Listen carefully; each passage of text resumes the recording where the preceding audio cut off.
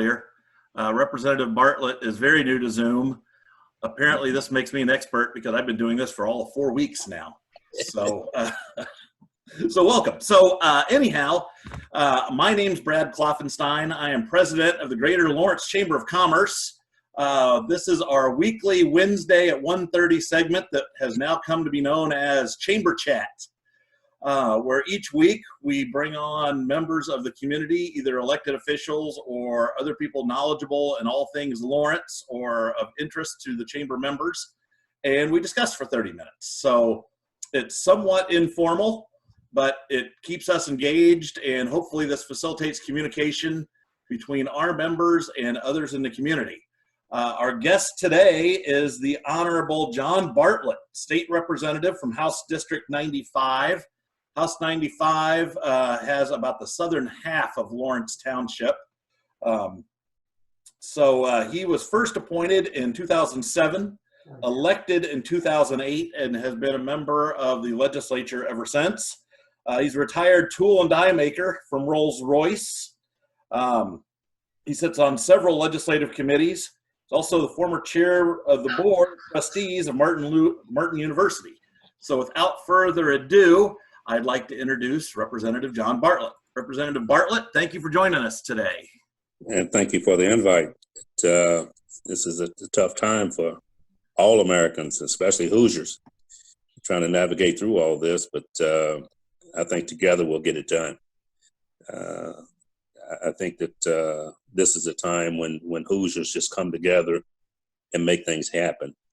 I've tried to be as available as I possibly could under the conditions, but I am accessible through my cell phone number, and that is 317-545-1341, 317-545-1341. And feel free to give my number to anyone because I'm not hiding from anybody. So I'm here if you need me.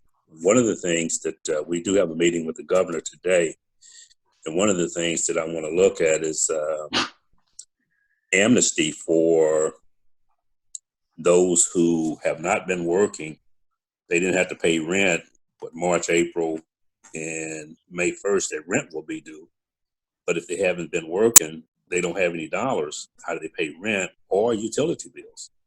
So if we could figure out a way to gradually, so like if I owe my rent's for round numbers $500 a month, and I owe 3 months, I could pay a month, pay the month's rent, and maybe $100 or $200, and additional per month until I get the back paid. And I think we have to, of course, business owners also, they have mortgage payments that they got to make, because if I own an apartment building, yes, I'm collecting rent and I can appear to be the bad landlord. But if I got a mortgage payment on this apartment complex that I have to make, so I think there's some federal dollars out there so we can help them navigate through that, so that at the end of the day, Hoosiers are taken care of. And so that's what I wanted to, I guess, bring more than anything, is how we take care of one another. If anyone have any questions of me, I'd certainly be happy to take those if we're taking questions now. All right. There you are. I was going to say, Representative Bartlett, you might want to turn your camera up just a little bit. We were only catching the lower half of your face. But, okay. But now you're fully in the frame, so we're all good. Very good. So, yeah, I see that we have a few people here. Do we have any questions for Representative Bartlett? This is Pam Leeper. I was just wondering how closely the legislature and the governor are working together, because you see the governor on TV with his staff, but I don't hear him mention the legislature very much. Actually, I can't, as far as I know, this will be the first meeting that the Black Legislative Caucus has had with him since all of this hit. The black and brown community doesn't really seem to be addressed in the governor's addresses, and that's one of the reasons why we want to sit down and talk with him. We have some Latino people who are struggling, And in order for you to get a COVID test, you have to have a driver's license. And if you're not a documented worker, you don't have a driver's license. So there are a lot of nuances here that has to be addressed. There's just so many things that we're overlooking, and so many things that so many of us take for granted and so many people don't have. And so the governor's going to have to involve and include the legislature, and I would suggest that to him today, because there are rural communities all over the great state of Indiana, and their needs are just different than the urban communities. And so we have to look out for all Hoosiers. And I hope I answered your question, Pam. You did. Okay. So that's an interesting follow-up. I had not heard that you had to have a driver's license to get a COVID test. Can you tell us a little bit about that? ID. Well, that's, I don't know if you have to have a driver's license or the state ID, one of the two. Okay. Interesting. So any other questions from our audience here? All right. I know that we had one that came in off our Facebook page, and it was regarding food deserts. What are your thoughts on food deserts? Is there a food desert in Lawrence? And if so, how do we address it? To answer the second question first, yes, it is a food desert in Lawrence. How we address it, we've been trying to, Representative Robin Shackelford and I have worked to try to get some things done to address the food desert issue. We did have a store there to come up at 38th and Post Road, but it went under. When both Marshes went out up on Shadeland and the one over on Franklin Road, it hurt us tremendously. Then the Kroger went out at 46 in Arlington. That hurt. So we had a Safeway at 46 in Shadeland. It's gone. So yes, there is a food desert. What I would love to see is for our schools to start teaching that, high schools, grade schools, start teaching agriculture. They have land, start growing food, and teach the children entrepreneurship and selling the food there on the school grounds. It brings good, wholesome food into our community. It teaches our children agriculture. It teaches them entrepreneurship. So, and that's something that, and I have not, but I do plan to talk to Dr. Smith, the superintendent of Lawrence Township Schools, about that issue. I love that idea. Yeah, that you can teach kids how to at least grow their own garden. That certainly helps a lot. Now, let me ask you, how do the Hispanic markets factor into all this, in your opinion? I'm not sure that I understand your question. So I think some people talk about food deserts, but don't consider a Hispanic market as being able to solve that food desert problem. But I know certainly down along Pendleton Pike and even south, there's several of those markets. I just think that some people don't necessarily go to them. Well, I don't know if they looked at them to solve the problem, but they certainly could help. Let me say this. I don't want to get political here, but I believe, and this is John Bartlett talking, okay, that we get too hung up on one side or another, Democrat, Republican, black, white. When we have situations like this, we come together as Hoosiers. We come together as citizens of this great state, and we work together to help one another. In the military, and I never was in the military, but done a lot of military legislation. But in the military, if they send you out to do a job, you don't ask if I'm black, white, if I'm male, female, if I'm Democrat, Republican. You want to know if I can fire that M16, if I can cover the ground that I'm supposed to cover. And that's where the thought process we need to develop here in the great state of Indiana. I like that. So on a slightly less serious topic, what is your favorite restaurant in Lawrence? Your favorite place to go? Actually, I think they closed. It was Papa's. Like Papa's, they don't come up to fight. I'm a breakfast guy. Okay. I like Papa's, and I'm not real sure that Lincoln Square. Well, Lincoln Square is in Lawrence too. They got Lincoln Square in Lawrence, yeah. Yep. And I'm a Lincoln Square guy. Okay. So, yeah. So now I've also heard that you have some mad dance moves. You going to share any of those with us today? I cannot dance. I cannot dance. Really, I cannot dance. Really? No. Yeah. Okay. That question came to me from a state senator who said that he's seen you cut a rug. No, you got me mixed up with somebody else. Okay. All right. Yeah. I see Ross Snyder. I see that you're on and unmuted. Do you have any questions for our representative here? Well, okay, I'll come up with one. But first, Representative Bartlett, I wanted to thank you because you took time earlier this year at Chamber Day at the State House and came out and met with Jeff Daylor and myself for a few minutes. So thank you for doing that, and thank you for speaking with us here today. I know the Chamber looks forward to getting better engaged with you.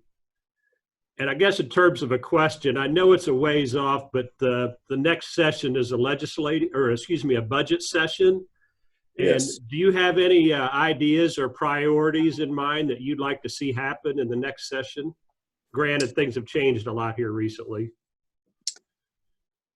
We have not had any economic development from the state of Indiana in Lawrence Township, and I don't know when. And that has to change. That has to change. We try to get a bump for our teachers this time as well. The last budget session, we tried to get a bump for our teachers. We made some progress, but not nearly enough. So, and I'm one who believes that education is so important. And also, there's a lot of crime in Lawrence Township. And I had a bill, and I'm going to offer it again in November, to do criminal justice reform. We need to do a 2-year study on our criminal justice system. Our Constitution says that we will not use criminal justice for vindictive punishment, and that's exactly what we do. We need to look at our criminal justice system. We basically use the same system that we used when Jesse James was robbing trains. With all the technology that we have now, we should be able to do some things on the front end that will stop the crime on the back end. And I think education is probably the key that will get us there. Once we learn how to navigate through issues, conflict resolution is something we no longer do. If you say something I don't like, I swing. You pull out a gun, you shoot. And we have to get away from that concept. You disagree with me, I disagree with you. How can we sit down as men and women and work through this, talk through this, and understand one another? And why do you think that way? Why do I think this way? And let's look at those issues. And you have great minds in that state house. You have 50 senators of 100 state representatives. And these are folk who, in the House, I have like 67,000 people in my district. So you got 100 districts across the state of Indiana. They're pretty equally populated. So you got folk who send these people down to represent them. So let's sit down and put these minds together. And how can we navigate through this and bring the great state of Indiana up to par so that our criminal justice system is not as necessary as it is today. Right now, we use our criminal justice system for our mental health problem. We close Central State, we close LaRue Carter, we close all of our mental health, and we're not addressing our mental health. And that was also included in that criminal justice bill. We have to look at our mental health situation. Now, I'm understanding the guy that shot and killed the police officer over there had some mental health issues.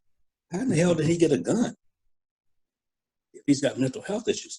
And these are things that we need to look at. And no matter what if you prove that this guy has mental health issues, he's mentally sick, that girl's life is gone. And so you talk about putting more police on the street. You don't call the police until after I commit the crime. We have got to get in on the front end of this, look at our mental health problem, look at our criminal justice problem, and start addressing some of those issues. And I know it's a long way to get to a short answer, but hopefully I did answer your question. That's a great answer. Thank you very much. And if we can be a resource to you in the future, don't hesitate to ask. No, we need to not be a resource in the future, and it's incumbent upon me as well to start communicating on a regular basis, because there's no one of us nearly as smart as the whole of us. Thank you. Representative Bartlett, I've got Yes, sir. for you. Yes, sir. And I ask this of everybody that comes on, what is your vision for Lawrence Township? When you are done in the legislature 15 years from now, where would you like to see Lawrence Township be? I would like for Lawrence Township to be the place to go to visit out of Marion County. We have that park there. That's awesome. That state park. It's awesome. We need some very nice restaurants. So if you got dressed and wanted to take your spouse to dinner or to whatever, you could do it right there in Lawrence. I want us to grow to that point that when you get to Lawrence, you a smile come on your face, because you're aware. I mean, this is my home. This is where I want to be, and I love this city. I love this township, and I love this area. And I can remember a time when Lawrence was thriving, and it went down, and we just got to bring it back. Got to bring it back. And I would be remiss if I didn't mention one of the things I've worked on since 2017 is human trafficking. We don't even talk about that in the legislature unless it's just a few of us that will even bring it up. And that's something, when I started working on human trafficking in 2017, the average age was 13 and a half years old. And it was a $154 billion a year industry. That's worldwide. Today, or in 2019, the average age was 10 years old, and it was a $211 billion a year industry. So we did make some headway, and I do want to say this. We made, it's used to, you could consent to marry at 15. We wanted to get it at 18. We weren't able to do that. We did get 16 and 17. You could consent. But you have to go to court. You have to be assigned a child ad litem, a person to work with you, and do some things and come back to the court before the marriage license is granted. But we will not let you buy alcohol in the great state of Indiana till you get 21 years old. This last legislative session, we passed that you can't buy tobacco. You get 21 years old. You can't vote until you get 18 years old. You can't, there's just so much stuff that you can't do till you get 18 or 21 years old. Yet we will let you marry at age 16 or 17. And when you start having children, that changes your life forever. You can't go into the military till you get 18 years old. Yet you can get married at age 16. And prior to this legislation, age 15, have a child. You can consent to sex at age 15. But you can't buy a cigarette till you get 21. Cigarette, it's not good for your health, but it won't alter your life like a baby would. And so, like, sometimes I think we have backward thinking in the legislature. Thank you. So, so in the last few minutes that we have here, obviously, I see a lot of business owners and some community leaders here. What kind of advice do you have for them to help get through this time with the COVID-19? I mean, that was the whole inspiration for us starting the Chamber Chat to begin with, was a way to communicate and come up with some pearls of wisdom from people who might know better than us. And kind of a follow-up on that would be, what do you expect to come out of your chat this afternoon with the governor?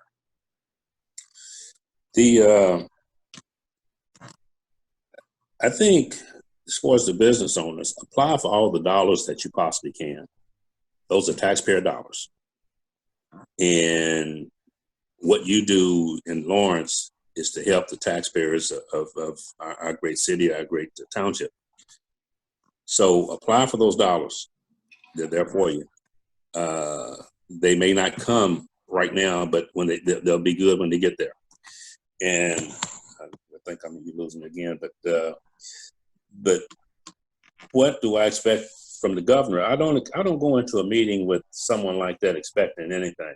I go in with some requests and even sometimes some demands, but I don't go in with expectations, because there are 150 members of the General Assembly, 150 members asking you for something. Can you satisfy everybody? So, Point. Yeah. Good point. Other questions from those assembled? Jeff, I see you there. You're muted. Cassandra? It's not often that we get the representative to join us, so let's that's your fault. use him. That's your fault, because all you have to do is ask. Well, thank you. Yeah, actually, and I've got to say, yes, you were. I do appreciate the fact that not only did you join us, you actually learned to do Zoom to be able to join us. So, so yeah, we will never forget that. Yeah. I have a question. How do you expect the coronavirus and all the expenses to impact the state budget? Well, we have what, $3.2 billion. They said it's for a rainy day. Well, it's raining. I guess that's the best way I can put it. We have to navigate through this and talk with our business owners. I think right now,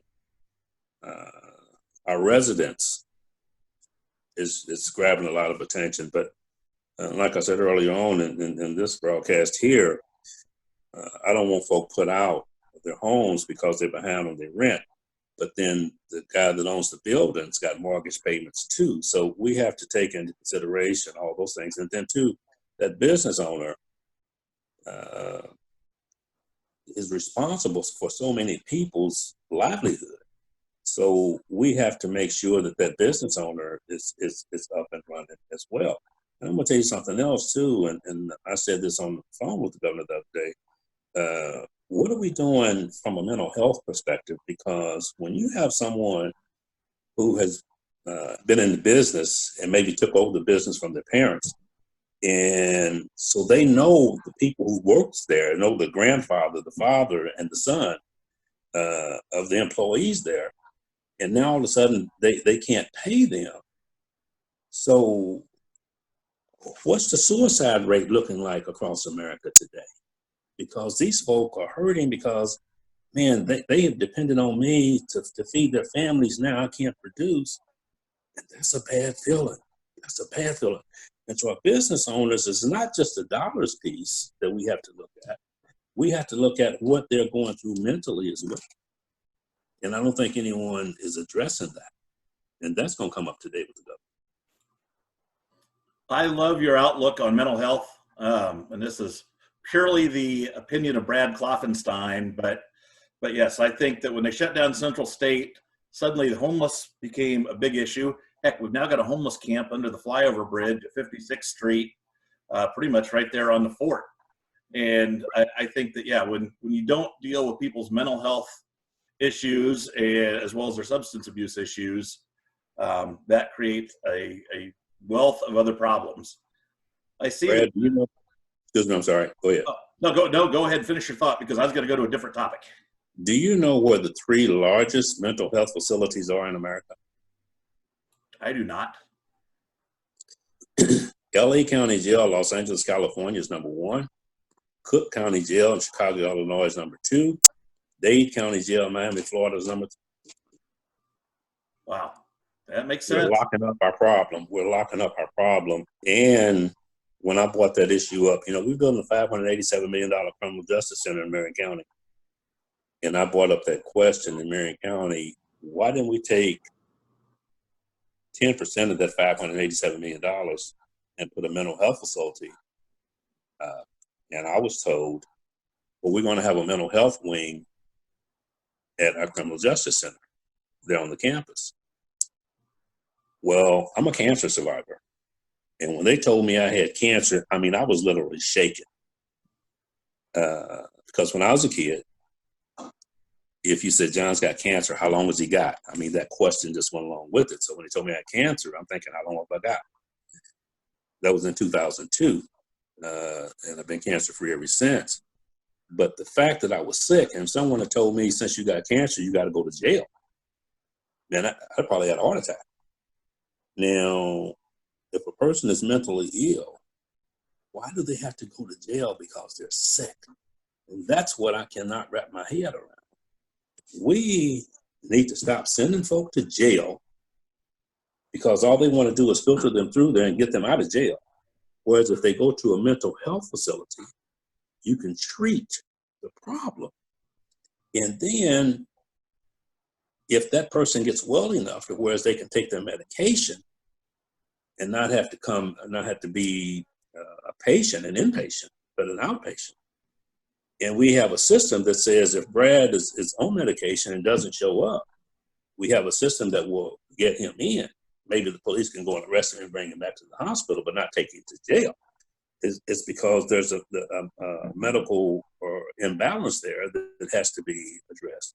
And so we got to start dealing with our issues as they are. And the mental health issue is always going to be with us, and medication will treat it.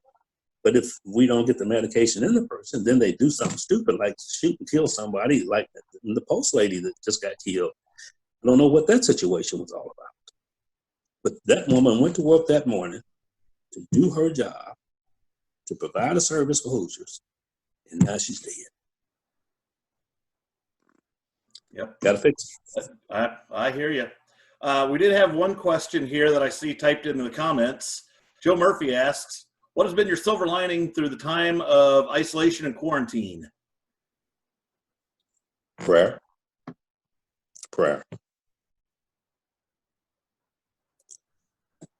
You learned anything about yourself you didn't know? Huh? Have you learned anything about yourself that you didn't know ahead of time?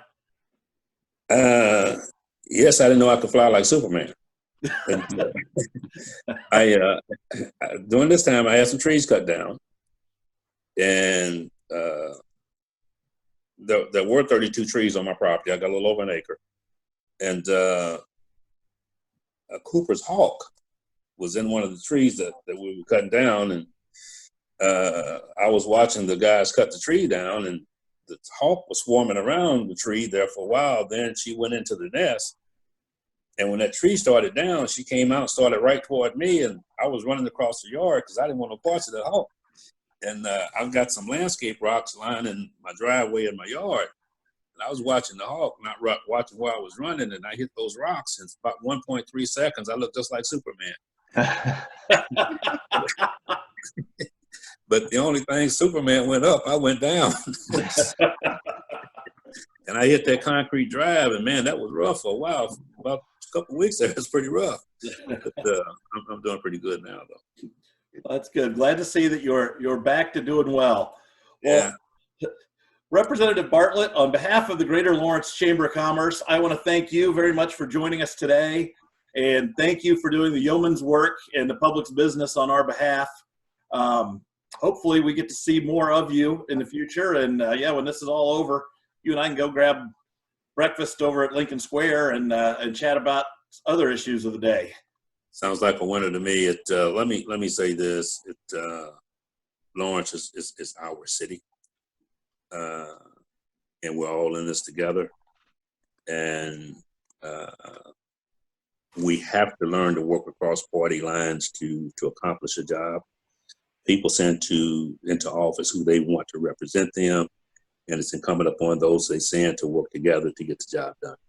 So thank you for the invite. I always look forward to the Lawrence Chamber and conversations with Lawrence Chamber. and just know that I'm there for you. Thank you very much, Representative. Well, with that, we will conclude this week's Chamber Chat. Somebody else have something they wanted to say? Thank you. Yep, thank you. Thank you. Thank you all for attending. Next Wednesday, we are going to have Kimball Richardson from Community Health Network. He is going to be talking about mental health issues and what's available for people who maybe are struggling going through these times. Also want to remind you that starting May 13th, every Wednesday from 5 to 8 p.m., we're going to be having the Greater Lawrence Chamber Cruise In. That's on it's in the 8700 block of Otis Avenue. So 1 block north of 56th Street between Lawton Loop West Drive and Lawton Loop East Drive, pretty much right behind La Hacienda. Just bring what you got. Come look at cars. It doesn't cost anything to attend, and all are welcome. So, Can I bring the vet? Pardon me? Can I bring the vet? You can bring whatever you got, man. What year vet? 03. Oh, I got yeah.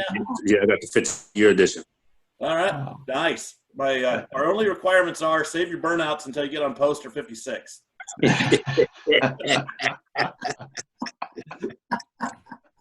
All right, everyone. Well, thank you all for taking time out of your day to join us. And if I don't see you before, I'll see you next Wednesday. Stay in touch, Brad. Bye-bye. Yep. Bye-bye.